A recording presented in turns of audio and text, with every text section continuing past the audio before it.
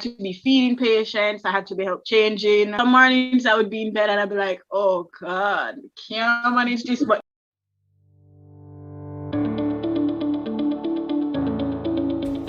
her indomitable spirit has kept her afloat and closer to her dreams. Miss Shanecia Brown has defied the odds.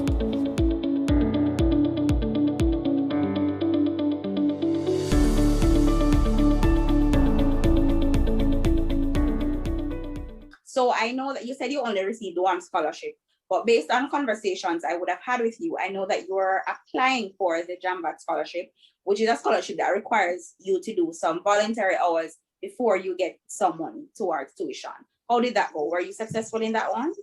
yes, I was successful. It would have paid about 30% of the tuition, and I paid like 83 or 86,000 towards my tuition as well. However, I had assumed that as soon as I would have completed my hours, my 100 or was it 200 hours, I would have, the contribution would have went through within that semester. So I went to, before an exam, I learned from the previous exams, I went to see if I was financially cleared, and I was explaining that I had the JAMVAT scholarship coming in, but then SAS explained to me that the JAMVAT scholarship wouldn't come in for that semester. It would have come in the January semester.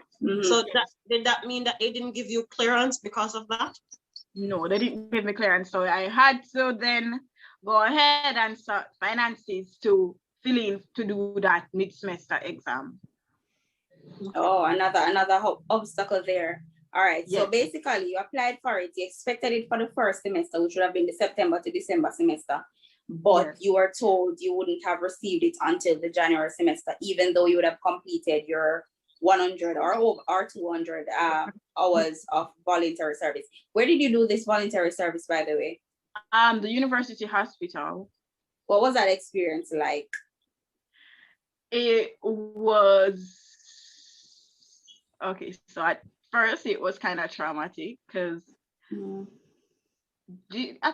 think personally they were short-handed in nurses, and it was at the end of my at the end of my tenure, I realized that my supervisor was saying I wasn't supposed to complete certain tasks because I wasn't a nursing student. I wasn't a nurse. I was supposed to do like mostly filing and that, because I had to be feeding patients. I had to be help changing.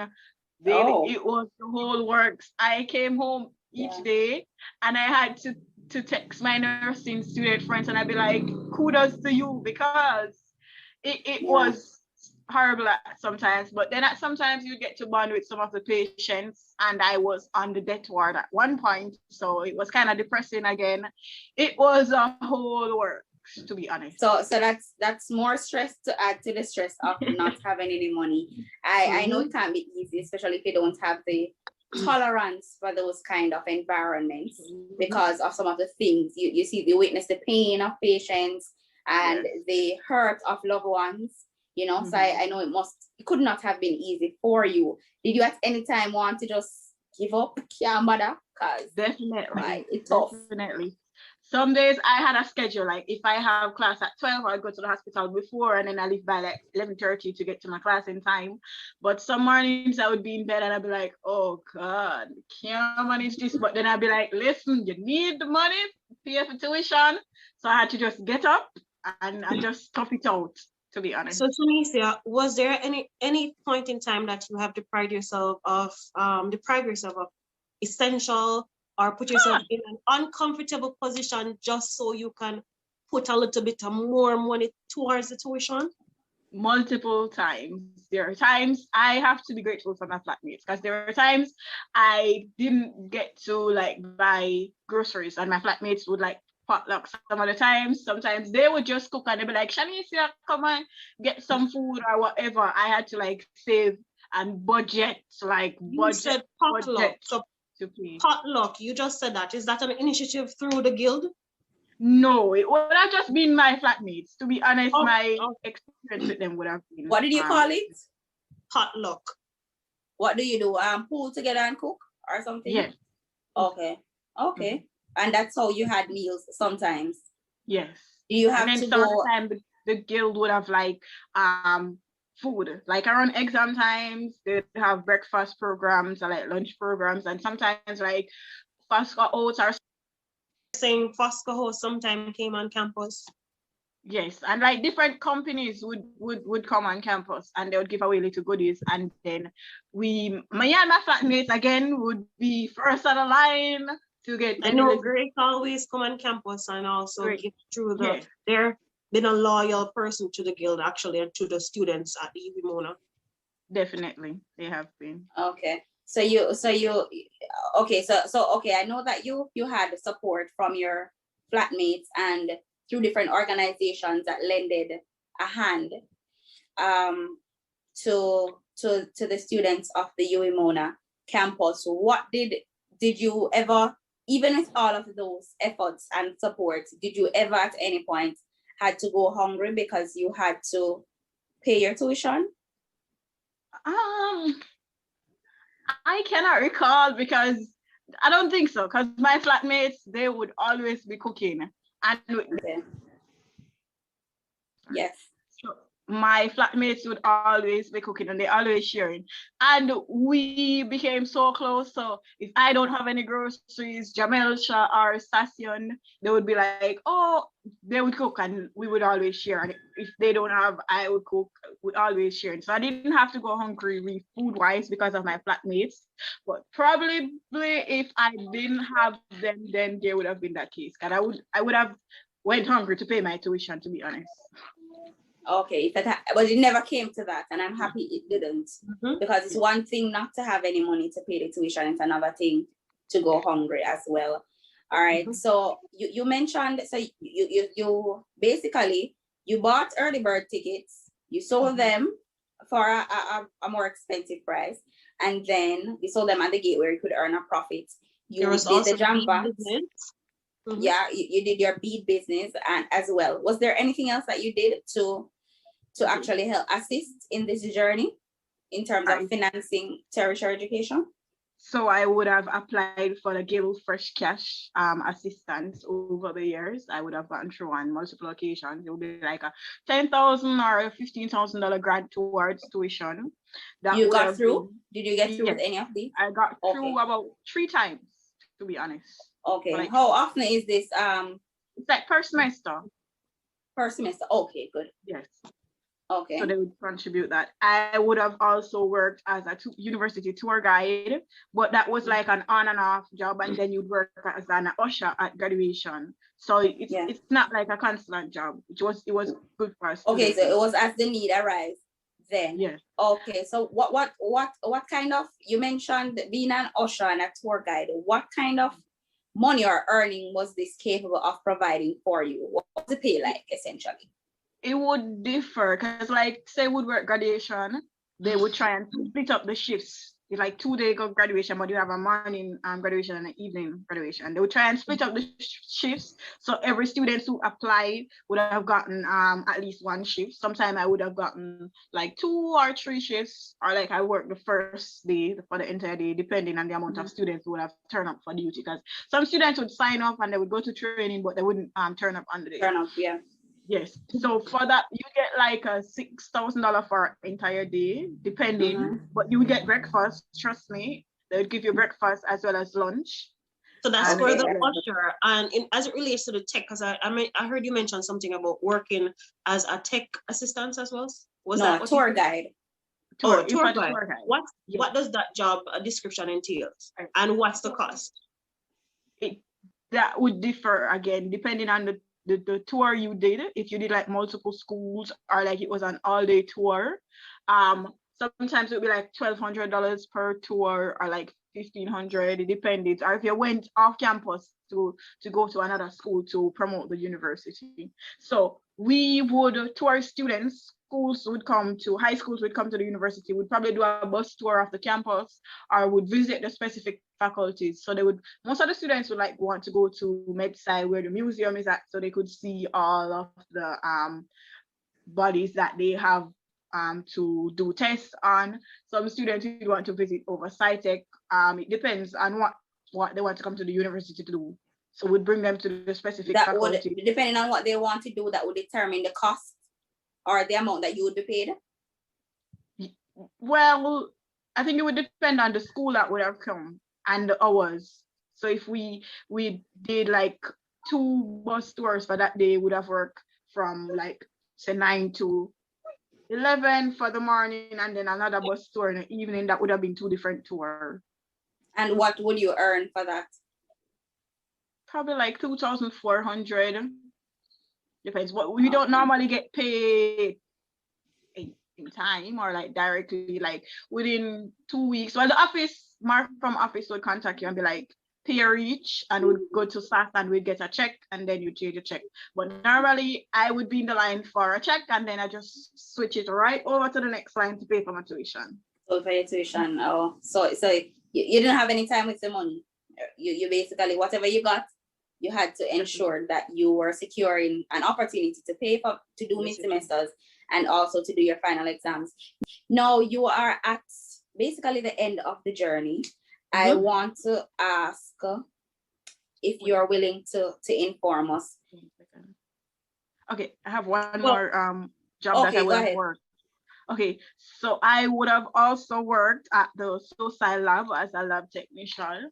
Sometimes we would have basically like, this was like you choose your hours and the pay depend on how much hours you've worked for the week. And you would have we would have like be setting up the projectors in the classrooms for the lectures. Then we'll come back and pick up the projectors and the HDMI cards, depending on what the lecture would need for that specific class for that day. So that's what I had to do as a lab technician for the SOSI lab. Or you would monitor the labs where students would come to do homeworks or they would have class. You would monitor the lab for like an hour or 2. Persons would probably prefer that shift, because you just sit and monitor the students for that whole 3-hour hour, depending. And it's like easier pay more than to do a 15-minute shift where you just go and set up a classroom, and then that would be it for that shift. Or then you do another shift where you go and pick up the equipment from a classroom. So that was my duty as a SOSI lab technician. So how did these opportunities come by? Did someone recommend these opportunities, or you yourself knew that what had to be done for you to pay it, so you took the initiative upon yourself to get the job done and to find yourself in these positions? Okay, so it would have been both, because sometimes my friends and my flatmates would know that I would have been looking for a job. I had a third-year flatmate, and she worked at the SOSI lab, and she was like, hey, they have opportunities at the SOSI lab. So I reached out. The first try I didn't get in because we had to do like a training session and all of that. So I didn't get in for the first try, and then I heard about it again and I tried again. There were other times when I would have went to like the Markham office, asked if there's any tours coming up, which they have a WhatsApp group, which they're normally texting it, but I'd ask for like small job opportunities, even though there's an office on campus where you go to apply for jobs as well, but that would take some time. So I just go around and ask for job opportunities, as well as soon as I see a notice or a friend or within the WhatsApp groups, they would normally notify you that there's an opportunity here or there. So it would have been a mixture of both. Okay, fair enough. So you took initiative, you knew what had to be done, and you made moves to ensure that those things were done to pay your tuition. You're at the end of the road, as I was saying earlier. Are you cleared now? So as I was saying earlier, you are at the end of the road now, and we'd want to know if everything is okay at this time as it relates to your financing. I know that you would have completed your final exams in around May, June, thereabout, as we usually do. I know that you don't have access to see these results until you've completed paying that tuition fee. Have you had the opportunity to do that?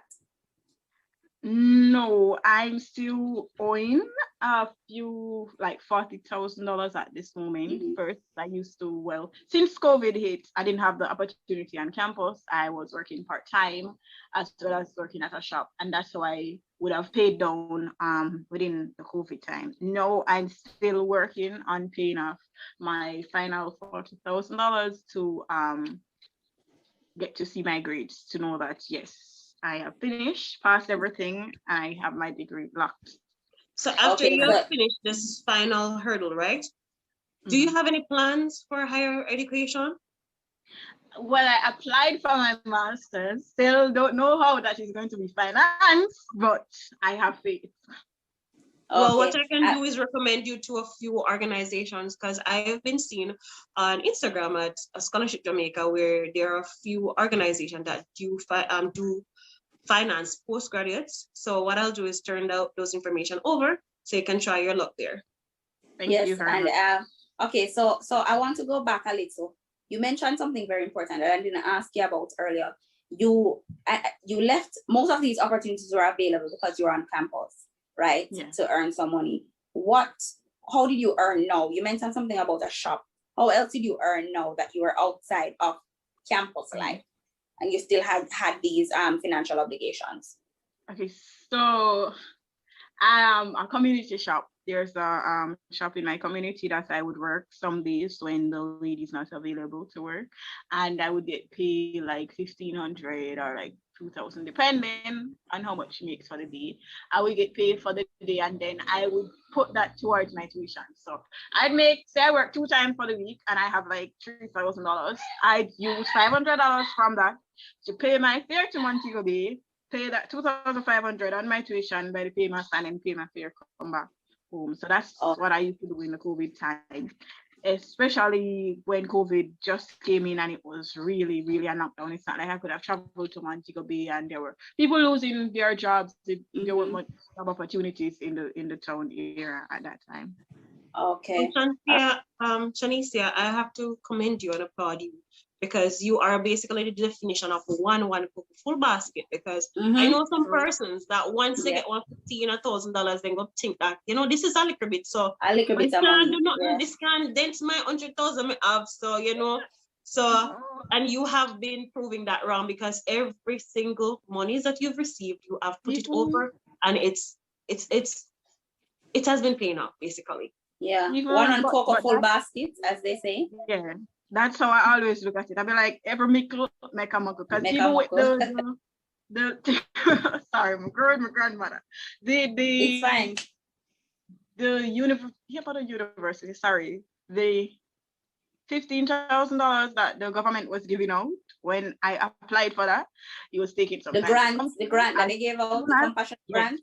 The compassionate grant. Was it 15 or 10? I think it was 15, I'm not sure, but it went straight to my tuition. I didn't even get like $1,000 from it. I went to Montego Bay with $400 in my name, $200 to pay my fare go, and $200 to pay my fare come back. And that was it. That was it, and you had to put it. So you never had the time to buy a new blouse, put on a new hairstyle, get your nails or your pedi done. You just had to do what you had to do. Had to make sacrifices. And I'm always like, why you look like a bum on campus? Go do your hair, go do your nails. I didn't have time to live up to that university hot girl lifestyle because tuition didn't have a PA, So was there a time that peer pressure steeped in, or you just knew the goal and you just, you knew the mission, so you knew the assignment, so you just do it and you didn't care? Or was there ever a time that peer pressure got to you where you felt as though, you didn't fit in because you weren't living up to the standard of the university life, basically? I honestly didn't really care, and there were students there who were like me as well, so I didn't feel left out or even pressured. No, I didn't. Okay, awesome. That's good. I'll say again, and I think I've said it a few times throughout the episode. Proud of you. So many students had to withdraw from the program really because of financial burden that they and obligations that they really couldn't meet, especially during COVID. So to realize that you would have persevered through it all. You started with nothing, you are ending with a degree, and we are putting that in the universe because we're going to trust that at the time when you get the assistance or the chance to pay the remaining money at the university, then all will go well. And November, we'll see you in that gown, whether virtually or physically. And we'll see you as a proud graduate and a degree holder of the university, from the University of the West Indies, Mona. I'm truly proud of you. You said that you applied to do your master's. You also don't know where it's going to come from. But there's something that you always said to me during our sixth form years. From your start, you have to finish, right? And you are really living up to that. From your start, you have to finish, and you're almost there. You're almost finished. You want to do your master's. I wish you all the best. What do you want to do it in, by the way? I'm doing it in the same thing I did my undergraduate in, gender and development studies. Okay, gender and development studies. All right, so I wish you all the best. You've been amazing. You're an amazing friend. Definitely. And amazing friend. I have had the opportunity to work with Shanecia, and with all these struggles, she's still found time to do extracurricular stuff. So she's definitely an awesome individual. Yeah. We can see your tenacity towards your goals, and we love that. Is there anything you want to depart on our audience today? Like, you're muted, by the way, so unmute before you go ahead. Are there any final words of encouragement? Anything you wish you knew, or you really want to tell them to really help to keep them on track on their journey, despite the obstacles, despite the hurdles that will come, whether financially or otherwise? As I stated before, like every meko, you might not see where it's gonna come from, but I think that once you start, persons are going to see that you are interested and you have the drive, and you'll find somebody who wants to help you achieve your goals in the end. Because even when persons assisted me through the university, they'll be like, I can see that you are pushing and you need this. I can attest to that, because I've been on the receiving end, and that's what they have said they've seen in me. So that's definitely a good advice. That's definitely true. And so Shanecia, she mentioned that being resourceful and getting those tickets, purchasing them at $600, $800, selling them for about $2,000 thereabout at the gate to earn some money. She did the JAMVAT under circumstances she wished she never had to endure or contend with, but she did it nonetheless because of the goal in mind.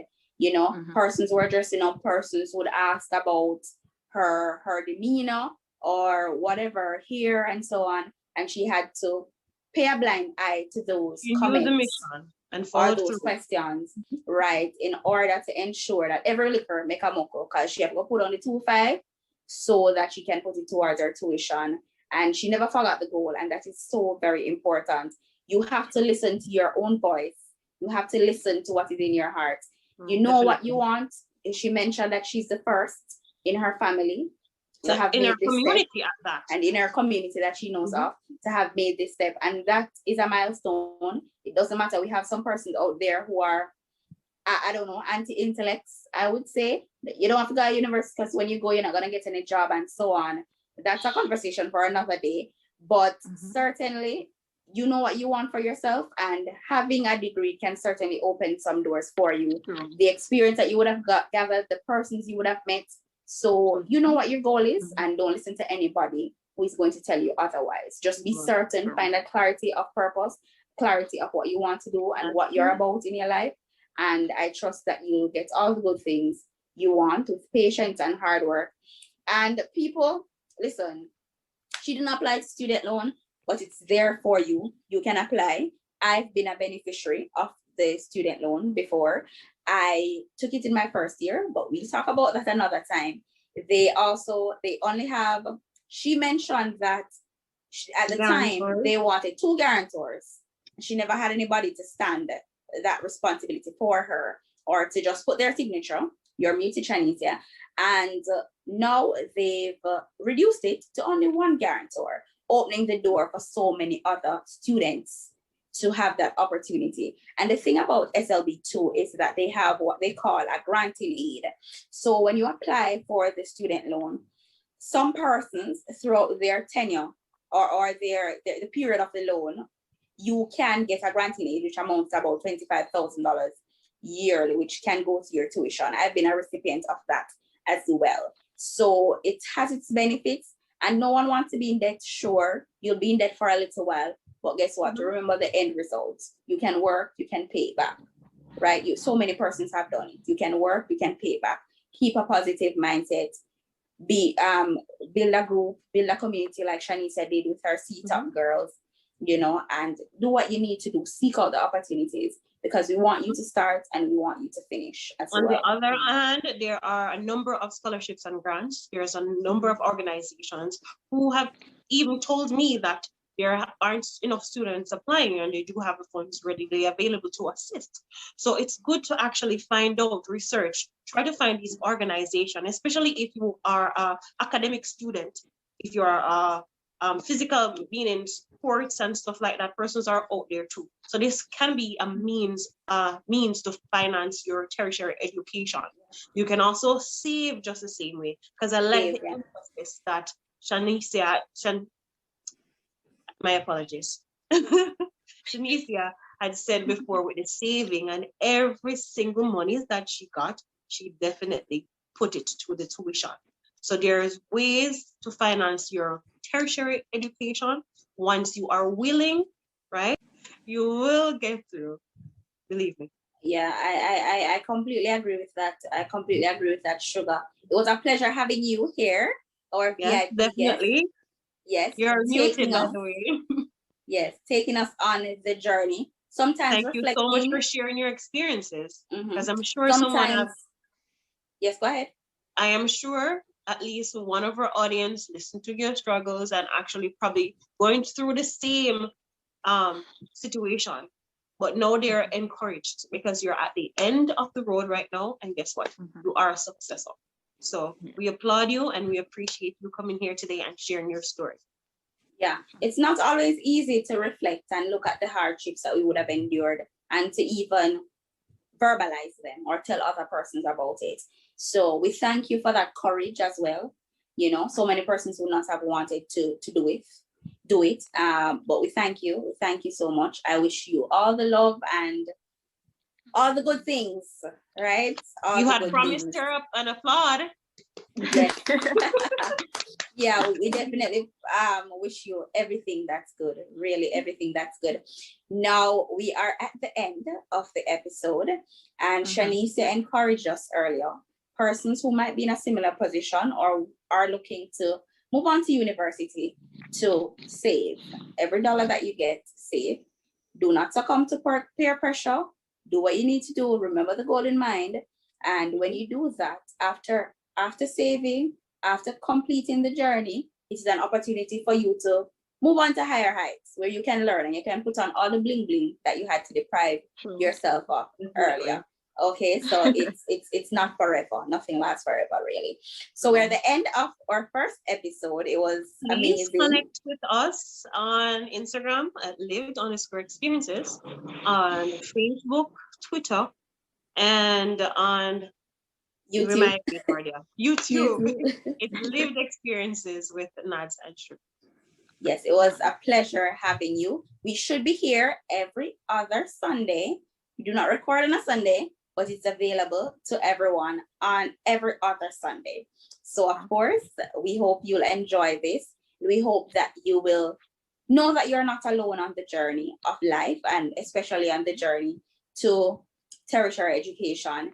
And of course, you'll find some support, knowing that there are other persons who would have walked these paths before, right? And you will be inspired by her story to take action, definitely, to take initiative, and to persevere, to arm yourself with a positive attitude to ensure that your goal becomes a reality.